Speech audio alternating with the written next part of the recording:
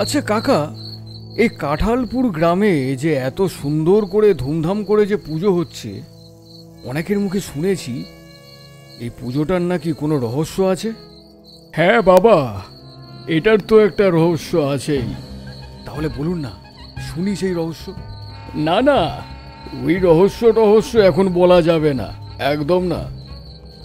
নিন কাকা, শুরু করুন। আমি এই আপনার পাশে বসলাম, গল্পটা শুনে তারপর এখান থেকে যাব। কি মুশকিল, এ তো ভারী বিপদ দেখছি। ঠিক আছে, শোনো তবে। তখন আমার বয়স ওই 30-এর আশেপাশে হবে, বুঝলে।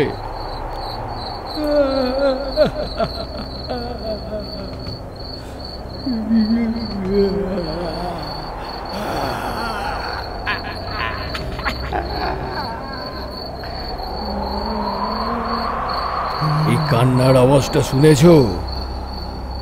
আজকাল প্রায় প্রতি রাতেই শোনা যায়। হ্যাঁ শুনেছি, প্রতি রাতেই আসে এই কান্নার আওয়াজ, আর গোটা গা আমার শিউরে ওঠে। অনেক দিন হলো, এর একটা সমাধান করতে হবে। আজ রাতেই খুঁজে বের করি। চলো চলো চলো, আমরা সবাই বটগাছের নিচে যাই, কালাকে দেখে আসি। লোকেরা বলছে সে কিছু জানে।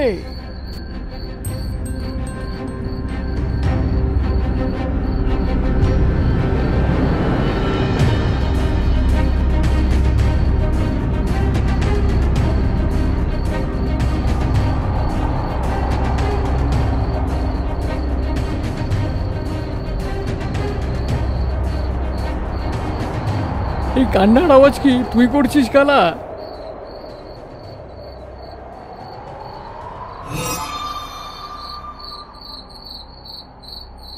হ্যাঁ রে, ও তো কবরস্থানের দিকে ইশারা করছে। তাই তো দেখছি। তাহলে কি একবার ওদিকে গিয়ে দেখবে? আমার তো ভীষণ ভয় করছে। ওদিকে যাবি নাকি? খুব ভয় করছে আমার। না গিয়ে কি আর কোনো উপায় আছে? বরং চলো সবাই মিলে গিয়ে দেখি ও কোথায় নিয়ে যায়।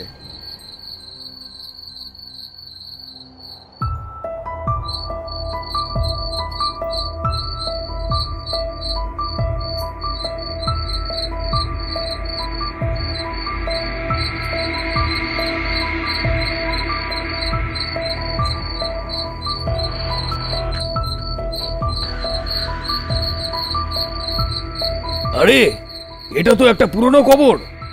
এখানে আমাদের কি দেখাতে যাইছো কালা? আমার তো ভীষণ ভয় করছে।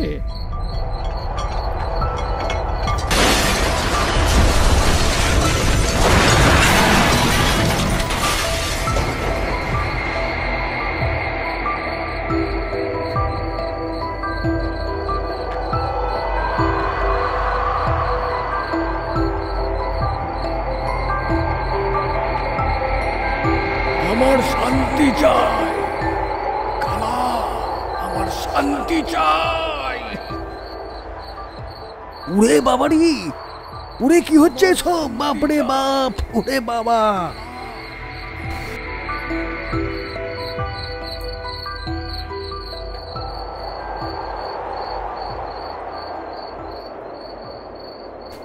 সবাই মিলে ভয় পেয়ে পিছিয়ে গেলে চলবে না।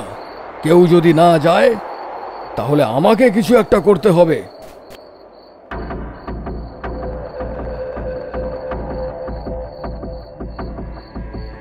কালা, তুই আর সাধারণ ছেলে নোস, তোর এই অশরীরীর সাথে সম্পর্ক কি?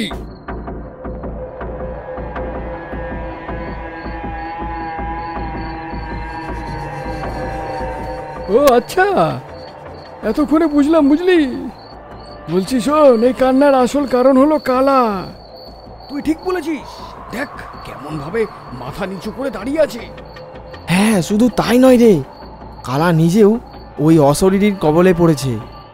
এই কালা আমাদের জন্য বিপদ, তাকে এখানে আর থাকতে দেওয়া যাবে না।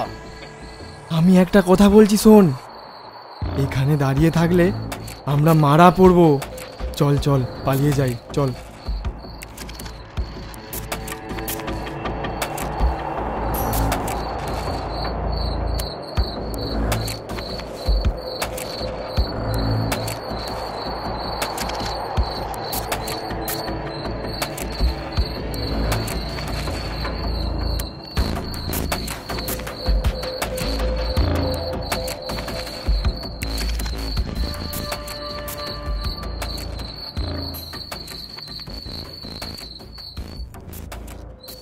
এই আজ কালার জন্য আমাদের গ্রামের এই অবস্থা।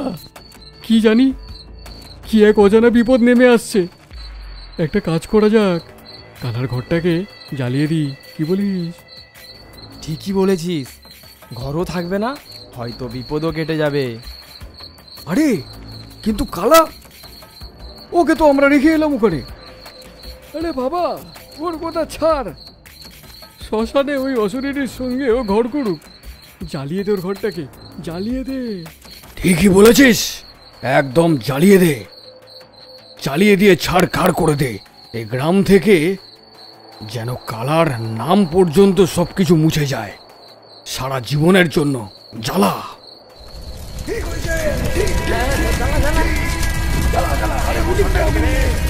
মশালটা এদিকে দে না রে, আমার হাতে দে, আমি জ্বালাই। চলছে, ভালোই চলছে।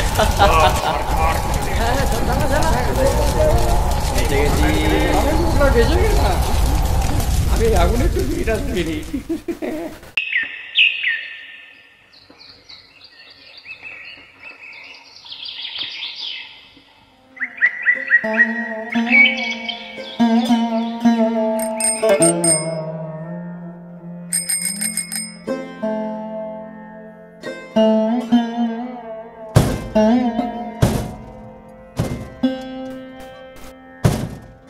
বাবু দরজা খোলেন, বাবু দরজা খোলেন, শুনতে পাচ্ছেন?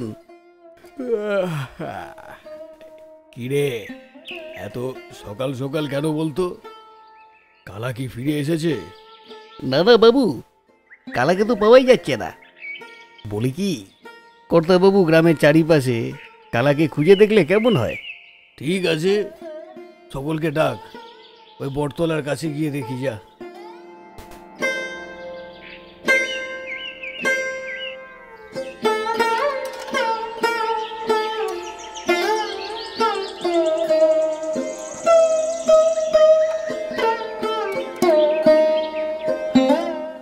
কিরে, আমি তো এদিকটা দেখে এলাম, কিন্তু কালাকে তো কোথাও দেখতে পেলাম না।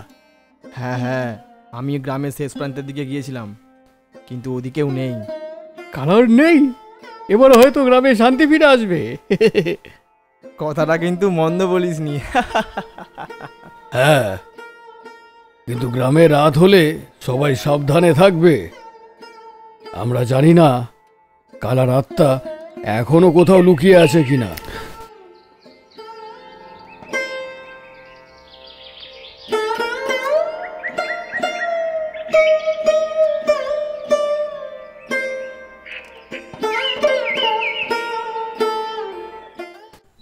গভীর রাত নামলো, বটগাছটা নিস্তব্ধতার মাঝে দাঁড়িয়ে আছে। তবে আজ আর কোনো কান্নার আওয়াজ শোনা যায় না। গ্রাম শান্ত। গ্রামবাসীরা বটগাছের নিচে জড়ো হয়। আগুনের ধ্বংসাবশেষ পড়ে আছে, কিন্তু কালার কোনো চিহ্ন নেই। সবাই অবাক হয়ে তাকিয়ে থাকে। হ্যাঁ রে, কালা কোথায় গেল বলতো? ওর ঘর পুড়িয়ে দিয়েছি বলে ও কি বিদায় নিয়েছে? আর গেলে বা যাবেই বা কোথায়? আমি জানি না, কিন্তু আজ রাতে কান্নার আওয়াজ শুনিনি। মনে হয় কালার সাথে সেই অসুরেরও বিদায় নিয়েছে। কি মনে হয়? হ্যাঁ, আমরা হয়তো বিপদ থেকে রক্ষা পেয়েছি, কিন্তু এই গ্রামে রাতের আধারে আর কেউ যেন বটগাছের কাছে না আসে। কালার আত্মা হয়তো এখানে কোনো অজানা কান্না লুকিয়ে রেখেছে।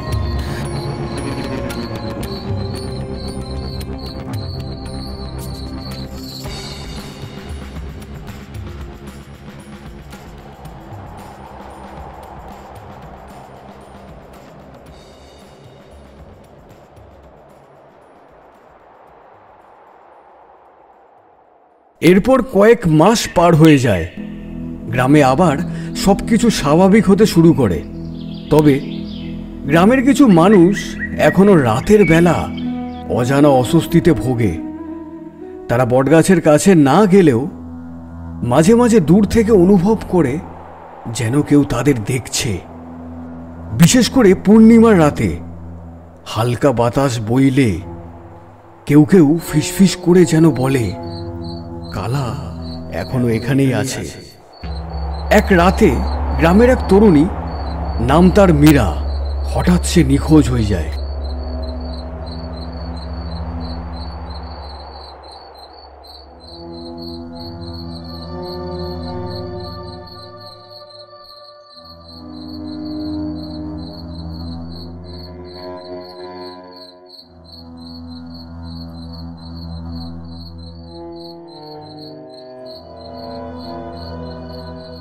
হ্যাঁ রে, কি হয়েছে বলতো? এত কোলাহল কিসের? এত লোকজন জড়ো হয়েছে? আরে বাবা, মীরা আছে না, ওকে খুঁজে পাওয়া যাচ্ছে না কোথাও। রাতের বেলা মেয়েটা যে কোথায় চলে গেল। বলিস কি? কখন থেকে হয়েছে এমন? আরে এই তো রাতের বেলায় ওর বাড়ির লোক জানালো, ওরা নাকি অনেক খুঁজেছে কিন্তু কোথাও পাচ্ছে না। আমি একটা কথা বলছি শোনো, ও কারোর হাত ধরে পালিয়ে গেছে, দেখে নিও। এই তুই চুপ করতো, না জেনে শুনে একটা মেয়েকে এইভাবে কলঙ্কিত করছিস। তুই দেখেছিস কারোর হাত ধরে ওকে পালাতে? আমার মনে হয় ওকে কালাই টেনে নিয়ে গেছে। কি বলছিস কি? কালা রাতটা আবার ওকে কিভাবে নিয়ে যাবে? কালা কি এখন গ্রামে আছে নাকি?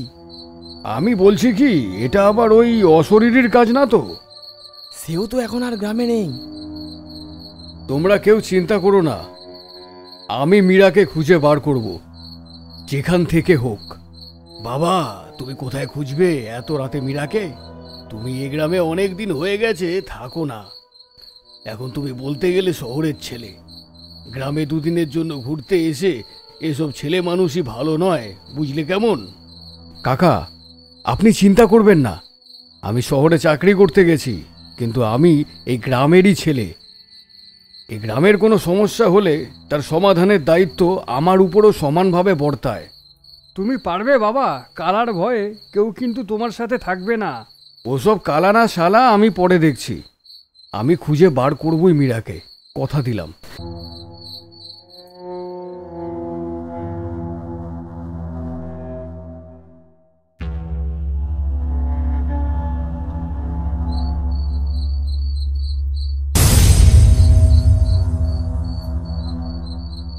এটা কি মীরার পদচিহ্ন?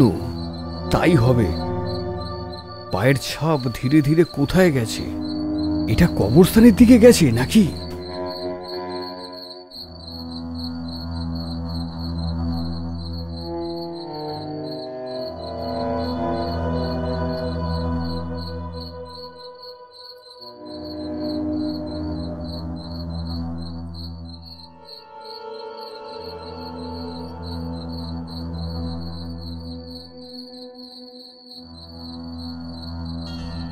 হঠাৎ কবরস্থানের পাশে থাকা একটা পুরনো কবরের ওপরে সে কালার ছায়া দেখতে পায়।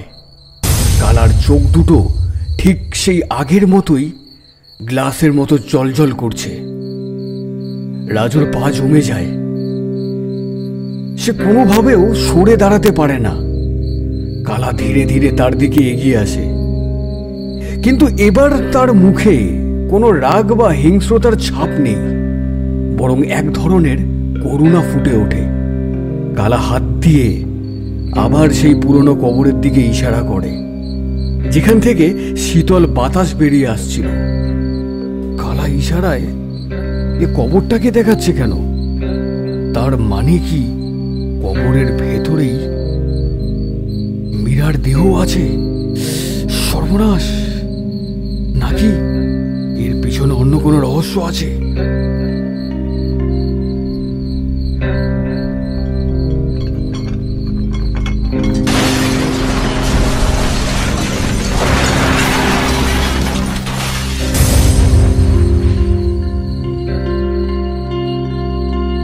আমাকে মুক্তি দাও, মুক্তি দাও, আমাকে শান্তি দাও, শান্তি। তুমি কে? কি চাইছো তুমি? আমি তোমার কোনো ক্ষতি করতে আসিনি। আমি গ্রামের একটা বোন মীরাকে খুঁজতে এসেছি। আমার মুক্তি চাই, মুক্তি চাই আমার, আমায় মুক্তি দাও, তবেই আমি শান্তি পাবো। আমাকে দয়া করে মুক্তি দাও। কিভাবে তোমাকে মুক্তি দেব? আমি কি করতে পারি বলো, বলো একবার আমি কি করতে পারি?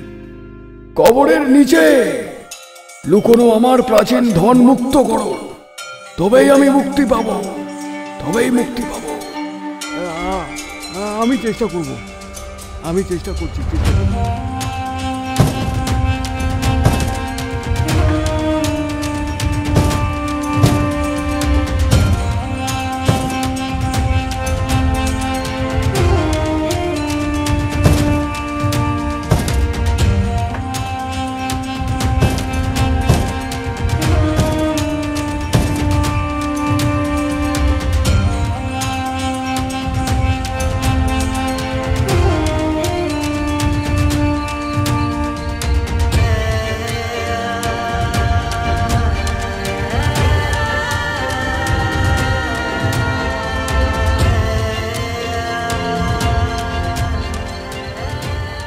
এটাই কি তোমার মুক্তির চাবিকাঠি?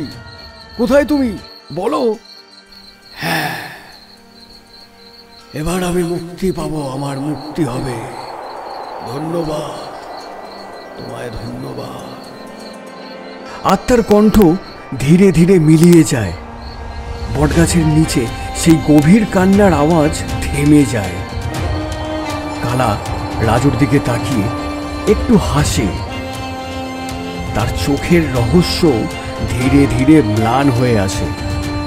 তারপর কালা সেই রাতেই অদৃশ্য হয়ে যায়, আর তাকে কখনো দেখা যায়নি সেই গ্রামে। কেউ কি আছো? আমাকে এখান থেকে নিয়ে চলো। মীরা বোন, তুই এখানে? চল চল আমার সাথে চল, আমি তোকে বাঁচাতে পেরেছি, চল।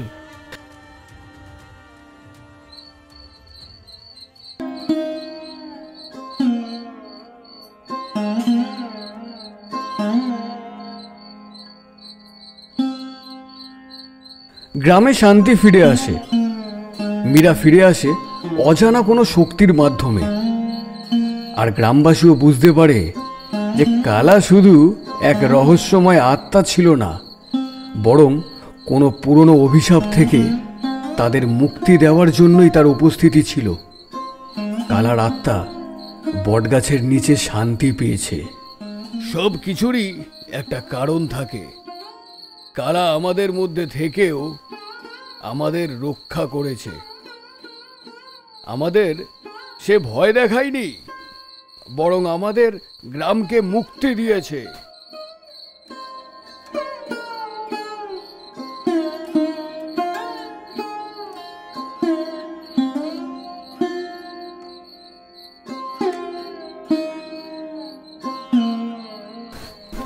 এরপর কাঁঠালপুর গ্রামে বছর কেটে যায়। গ্রামের লোকেরা কালার স্মৃতি বুকে ধরে রাখে, তবে তার নাম খুব একটা মুখেও আনে না। বটগাছ এখন এক রহস্যময় তীর্থস্থান হয়ে দাঁড়িয়েছে। গ্রামবাসীরা উপলব্ধি করে কালা শুধু তাদের রক্ষাই করেনি, বরং সেই পুরনো অভিশাপকে গ্রাম থেকে মুছে ফেলেছে। কিন্তু একদিন এক অদ্ভুত ঘটনা ঘটে। রতন আমি, বুঝেছ? রতন, আমার নাম রতন তালুকদার। এখনকার দিনে দাঁড়িয়ে এই সব আমি বিশ্বাস করি না। তোমাদের গল্প তো আমি শুনলাম। আমি নতুন এসেছি গ্রামে, তোমাদের যত ভুল ধারণা আছে সব দূর করে দেব। আজ রাতেই আমি এই বটগাছের নিচে থাকবো, দেখি কি হয় আমার সাথে। চলো। সেই রাতেই রতনকে গ্রামে আর দেখা যায় না। পরদিন সকালের আলো ফুটতেই লোকেরা বটগাছের নিচে গিয়ে দেখে রতনের জুতো জোড়া পড়ে আছে, কিন্তু সে নিচে কোথাও নেই। আশেপাশে খুঁজেও রতনকে আর পাওয়া যায় না। আরে কোথাও পেলি ওই রতনকে? আরে কই পেলাম, পুরো খুঁজে নিলাম, কোথাও নেই। তার মানে কি কালার আত্মা মুক্তি পায়নি এখনো? ও কি এখন এখানেই আছে? শোনো শোনো, কালা কারোর ক্ষতি করবে না। যদি মুক্তি নাও পেয়ে থাকে, আমার মনে হয় রতন ওর নিজের উদ্ধত্তের জন্য শাস্তি পেয়েছে। তার মানে তুই বলছিস কালা এখনো এখানেই আছে? গ্রামের লোকেরা নতুন করে আতঙ্কিত হয়। তারা ভাবে হয়তো কালার আত্মা পুরোপুরি মুক্তি পায়নি, কিংবা নতুন কোনো অভিশাপ শুরু হয়েছে। কেউ কেউ বলে রতন নিজেই তার অবমাননা উদ্ধত্যের জন্য শাস্তি পেয়েছে। গ্রাম আবারও অস্থির হয়ে ওঠে। লোকেরা এখন বটগাছের নিচে যেতে ভয় পায়, এমনকি দিনের বেলাতেও। আমাদের আবার সত্যের সন্ধান করতে হবে। আমরা জানি কালা আমাদের রক্ষা করেছিল, কিন্তু যদি নতুন কোনো বিপদ আসে তাহলে আমাদেরকে তার মোকাবিলা করতেই হবে। প্রধান গ্রামের সবচেয়ে জ্ঞানী ব্যক্তি বুড়ো মহাদেবকে ডেকে পাঠায়। মহাদেব তার সমস্ত জ্ঞান আর আধ্যাত্মিক ক্ষমতার মাধ্যমে তদন্ত শুরু করে। তিনি বটগাছের চারপাশে ঘুরে দেখতে থাকেন, মন্ত্র জপ করতে থাকেন। তার অভিজ্ঞ চোখ কিছু রহস্যময় চিহ্ন খুঁজে পায়, যা আগে কেউ কখনো লক্ষ্য করেনি। এই গাছের নিচে এখনো কিছু অবশিষ্ট আছে। এখানে কোনো শক্তিশালী আত্মা আটকে আছে, কিন্তু এটা কোনো অভিশাপ নয়, বরং কিছু অমীমাংসিত বিষয় যা এখনো সমাধান করা বাকি আছে। গ্রামবাসীরা মহাদেবের কথায় শঙ্কিত হয়। তারা সিদ্ধান্ত নেয় আরেকবার পুরনো কবর আর বটগাছের নিচে অনুসন্ধান চালাবে। মহাদেবের নির্দেশনায় তারা মাটি খোঁড়ে। কিছুক্ষণ পরে একটি পাথরের ফলক পাওয়া যায়, যার ওপর প্রাচীন শিলালিপি খোদাই করা ছিল। সেই লিপিতে লেখা ছিল সেই আত্মার শেষ ইচ্ছা। সে চেয়েছিল গ্রামের মানুষেরা তাকে মনে রাখুক। প্রতি বছর পূর্ণিমার রাতে তার স্মরণে যেন প্রদীপ জ্বলে। বুঝলে বাবা, এই হচ্ছে এই বটগাছের রহস্য। তারপর থেকেই গ্রামবাসীরা এই বটগাছকে পুজো করে। বছরে একদিন এই বটগাছকে ঘিরে তো উৎসবও পালন হয়, যেমন আজকে হচ্ছে। কাকা, বুঝলাম, কিন্তু কালার ইতিহাসটা আমাকে বললে না তো। কালা কিভাবে এলো, এতদিন ধরে গ্রামে থাকতো, কেউ কি আগে বুঝতে পারেনি যে ওটা একটা প্রেতাত্মা? কালা প্রেতাত্মা কিনা সেই বিষয়ে এখনো অনেকের সন্দেহ আছে, বুঝলে। কিভাবে এসেছিল তাও কেউ জানে না, আর কোথায় চলে গেল তাও কেউ জানে না। কালা একটা রহস্য হয়েই রয়ে গেছে গ্রামের লোকের কাছে। কি মনে হয়, পরে কখনো কালা আসতে পারে? হয়তো আসতে পারে, যদি গ্রামে কোনো অরাজকতার সৃষ্টি হয়। আপাতত কাঁঠালপুর গ্রাম এখন বিপদ মুক্ত, বুঝলে কি না।